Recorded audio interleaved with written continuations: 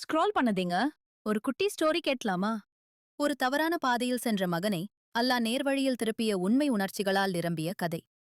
இளம் வயது மகன் ஆசிஃப் ஒரு சாதாரண முஸ்லிம் குடும்பத்தில் பிறந்தவன். அப்பா சிறுவயதில் மறைந்துவிட்டார். அம்மா தான் அவனுக்கு உலகமே. ஆனால் வயது வளர வளர அசிஃபின் மனம் மமார ஆரம்பித்தது.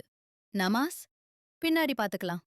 தீன் இப்போ இதெல்லாம் தேவையா? அம்மா சொன்னால் காதில் விழாமல் போகும்.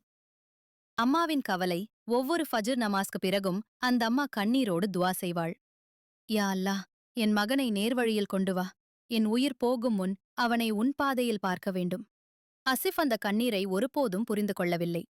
தவறான பாதை, தவறான நண்பர்கள், தவறான பழக்கங்கள், ஹராம் வழியில் பணம், வீட்டுக்கு தாமதமாக வருவது. என் வாழ்க்கைய நான் பாத்துக்கிறேம்மா.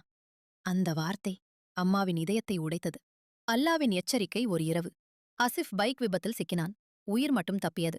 ஹாஸ்பிட்டல் படுக்கையில் அவனுக்கு நினைவுக்கு வந்தது அம்மாவின் முகம், அம்மாவின் கண்ணீர், அம்மாவின் துவா. அவனின் உதடுகள் நடுங்கின. யா அல்லாஹ், நீ என்னை காப்பாத்தினால் நான் மாறிவிடுவேன். வீட்டிற்கு திரும்பிய முதல் நாள் அசிஃப் அம்மாவுடன் சேர்ந்து ஃபஜர் நமாஸ் படித்தான். அம்மாவின் கண்களில் ஆனந்த கண்ணீர். அல்லாஹ் என் துவாவை ஏற்றுக்கொண்டா. அந்த நாளிலிருந்து அசிஃப் மாறினான். ஹராமை விட்டான், நமாஸை பிடித்தான், தீனை நேசிக்க ஆரம்பித்தான். ஒரு நாள் அசிஃப் சொன்னான், அம்மா, நீ இல்லையென்றால் நான் இன்றைக்கு இந்த மனிதனாக இருக்க மாட்டேன். அம்மா சிரித்தாள். இது என் சக்தி இல்லை மகனே, இது அல்லாவின் ரஹ்மத். அம்மாவின் துவா அல்லாவிடம் திரும்பாதது இல்லை. நேரம் போகும் முன் பெற்றோரின் மதிப்பை புரிந்து கொள்ளுங்கள். அல்லாஹ் எப்போதும் திரும்ப வருபவர்களை அணைத்துக் கொள்வான்.